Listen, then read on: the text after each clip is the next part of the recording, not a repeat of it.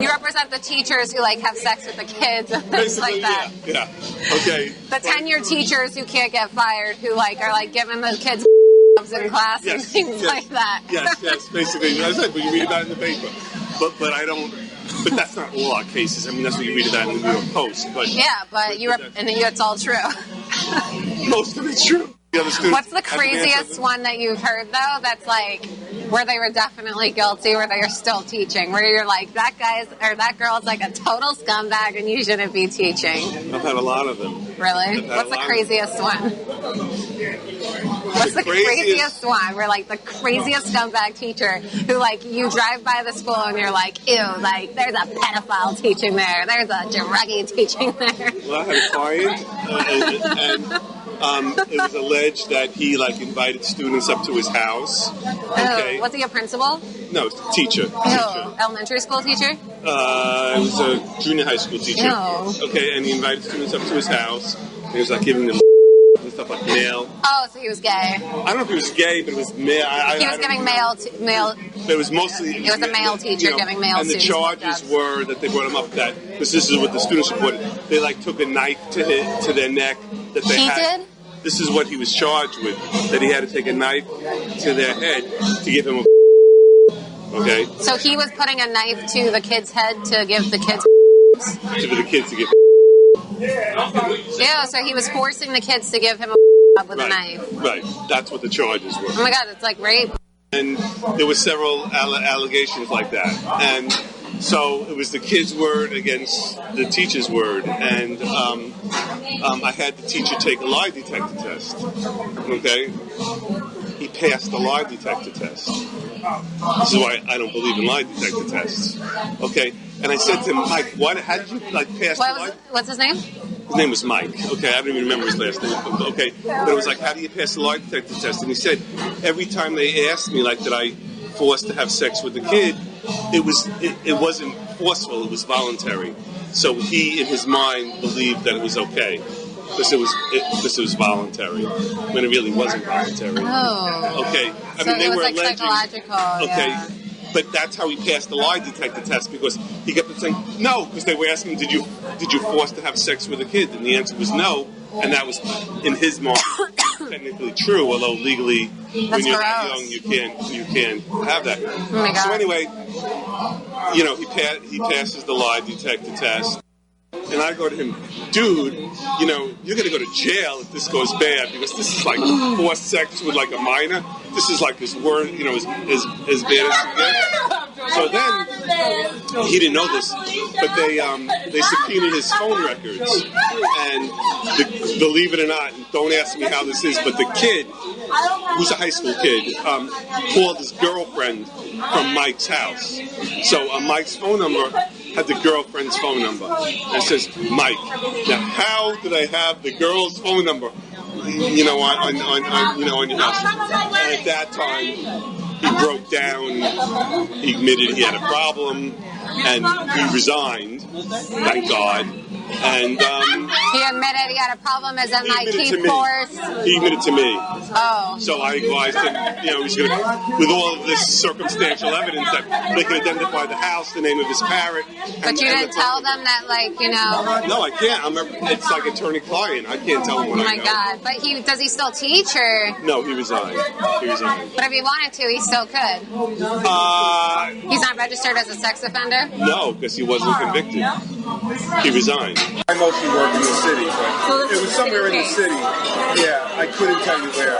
I want to say it was around Penn Station, around here actually. I want to say that because, believe it or not, about 2 years later, I ran into him in the street. So he was still living in New York? Get this, he was running for city council handing out flyers. All right, that was a new audio tape of James O'Keefe, Project Veritas, an ongoing investigation into the teachers union. In this particular case, you have the attorney for the United Teachers defending a teacher that his own lawyer is admitting has a problem, and admitted to actually having sex with minors and cheating a lie detector test, admitting he has a problem by putting a knife to their throat to have oral sex. James O'Keefe is with us, another blockbuster tape that I'm sure the media will ignore. How do you ignore this, and how deep is this problem? And I'm hearing this, and I'm thinking, now, if there's one guy that belongs in jail, it's the client of the teachers union guy. Yeah. I mean, Sean, thanks for having me on. This is, I was going to tell your audience to fasten their seatbelts because this is beyond shocking. This is about as bad as it gets. This is horrific. This is the head of the teachers union in New York State Teachers Union, basically bragging about how broken the system is, describing, you just heard all that. He was describing how one of his teachers was raping a child and forcing oral sex with a knife, horrific, and he admits the system is broken. And this is very important. We have Betsy DeVos as our current education secretary now, barely got in. The treatment of Betsy DeVos during that hearing, by the way, is itself unconscionable. And now we have these types of things, and they apparently this teacher who we attempted for months to try to get this teacher's last name. We could not obtain his last name. There's just too many people named Michael in New York. But he's at large. He was never convicted, and this was all done under seal so that nobody knows about it. This person you heard, this official in the teachers union, is breaking privilege by bringing this up because it's so outrageous, even to him. Well, how did it come up? I understand it was a holiday party in December of 2015 when you got the original recording, and this had happened some time ago. It's a 16-minute video. This guy, as an attorney, speaking so openly about the guilt of a teacher and a client about such a horrific and evil crime was breathtaking in and of itself, but he admitted pretty much everything, and I guess the more shocking part of it is this guy is walking the streets of New York today, apparently. Yes, it was at a holiday party a little over a year ago, and then so we began the process of doing what we do. Sometimes it takes us forever to track these people down. He said he ran for city council, this rapist who's at large, and who, by the way, the teachers union, he also says, this guy, he says, we always protect the teacher. It's never about the child. So he's laughing while he's describing how broken the system is. And these guys have never held accountable in his life. They're sort of drunk with power. They don't ever defend the child. But anyway, so this happens over a year ago. And then about 7 or 8 months later, this past year, we met up with this guy again under an assumed name, under a cover, and he repeats the exact same story. We again say, what's the last name of the teacher? And he says, I can't give that to you. And that's in the full video on our website. Why was he so willing to talk to your operative? So I called him today, Sean. I called this guy, Mitchell Rubenstein, for official comment. I've started doing that. And he says, and this is what Rubenstein said to me on the phone, but he says, I was trying to impress girls, is what he said. In other words, I said, impress why girls by saying you get pedophiles? It's sick. It's sick. He says, I'm trying to impress girls by telling them this. I was like, who impresses a girl by telling them this horrific, awful story? But in any event, he's Do you have an audio tape of the conversation you made with this guy? We do. We're going to be putting it out. I can't. And as the teachers union, are they going to comment on this? Because the New York Post had a long article. There are literally, last time I checked, dozens and dozens and dozens and dozens of teachers that are still on the payroll of accusations as severe as this one that just continue to get paid and they don't even work. That is exactly the point, Sean. There's these rubber rooms. I mean, Betsy DeVos went through a grueling confirmation where she was accused of hating children, not wanting to help poor kids.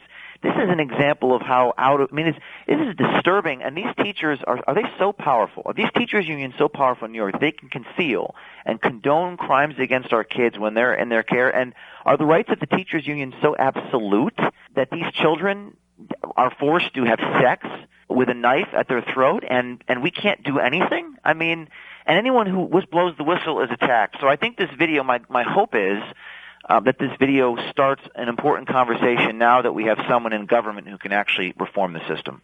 I just can't for the life of me not understand why a teachers union is not in the business of protecting children against predator teachers. And if, as in this case, they're going to have their lawyers arguing for somebody they admit they know is a guilty predator and laugh about, brag about for purposes of meeting girls. Is that his defense, that it was an act, that it was a lie, or that he's such a good attorney that he could even get off pedophiles that force kids into oral sex with a knife to their neck? We just got the recording of my conversation with him. And he says a couple things that contradict. He says, "Well, I'm trying to impress a girl. I have no comment." He was obviously caught. It's clear that this man has been blowing the whistle now, and he's been caught admitting, bragging, gloating about how broken the system is. But this is no low-level guy. This is the head counsel for the New York State Teachers Union. So your question, what does the Teachers Union have to say? Well, we've been tweeting at Randy Weingarten. We're going to call the office as soon as I get off the phone with you. We're going to put out the statement by Mitchell Rubenstein, and it's just so damning. There's no way to say it. Even I've had people tweet at me say, I think the main thing you need to tweet out is how many other teacher predators have gotten off, and what are you, Randy Weingarten, what are you going to do about it? And what is the teachers union going to say about it? And when are they going to fire this attorney? And all those senators who viciously attacked Betsy DeVos. Betsy DeVos, that's a good point. What about that? You know, this has become such a big problem, and even though it's been exposed, they still don't change. There's been expose after expose in the New York tabloids showing these things are happening, and they end up remaining on the streets, number one, and then some of them even eventually get back in the classroom. Yeah, I mean, it's horrific, but never before. And this is the powerful thing about Veritas. If I can plug what we're doing a little bit, Veritas, we show the real behind-the-scenes video. We show the snideness, they're above the law. Well, the arrogance on the video is breathtaking. They've never been held accountable in their lives. No one calls these guys out. I mean, we did a few stories last year that were local stories in New York and Westchester County, and one of the head union officials, the president, Patricia Palaio was her name. She was charged by a Democrat inspector general when she's told a child pedophile to lie about what he did. And the undercover work we're doing, by the way, Sean, Veritas is in the process of hiring 12 more undercover reporters, recruiting at projectveritas.com. If you're listening to this broadcast and you want to do what we do, I will pay you to go undercover to expose this stuff. It's recruiting at Project Veritas. Just send me your resume and why you want to do this. And by the way, you should warn everybody, this is dangerous work. It is dangerous work, and it's not for everyone, and it requires a level of personal sacrifice and courage. But a lot of people, Sean, out there message me. I get hundreds of messages wanting to help out in any way besides give money. So I just wanted to throw that out there, recruiting at projectveritas.com. Well, you know, maybe sometimes you can get people that would volunteer their time and get involved in individual projects and just contribute to the cause that way. I mean, that to me would be a pretty special thing to do if they had the time and the inclination to do so. But you better have nerves of steel, because you got to literally go in undercover. You got to make sure that you check all the legal ramifications about taping people and all that stuff, which, by the way, I know you have an army or a battery of attorneys that does that for everybody. We have a dozen. We have a dozen attorneys. We have just as many attorneys as reporters about. But yes, but I wanted to throw that out there because people see this stuff. They see this attorney. They see this teachers union out of control, out of touch. One New York Post columnist said they've lost their minds as well as their souls. And people see this thing and they say, I just want to do something. I think that was Andrea Pizer who said that, right? I think it was Goodwin. The columnist Goodwin? Yeah. But I think people see this content and they want to either donate or get involved or help. So it's important that the citizens of this country, and I know this is something, Sean, you have said many times, we have to do it ourselves because no one else will do it. Well, we've linked to you have to see the video. It's more powerful than even the audio that you just heard. We put it up a link to Project Veritas on Hannity.com. And when you watch this, it will anger you and it'll shock you. It should outrage you and motivate you to get these teachers union and the unholy alliance with Democrats, broken forevermore. But great work again, James. And now I know why so many people hate you because you're doing good work. Thank you. And I hope we get these predators off the street. It's scary. Thanks, Sean. Thank you.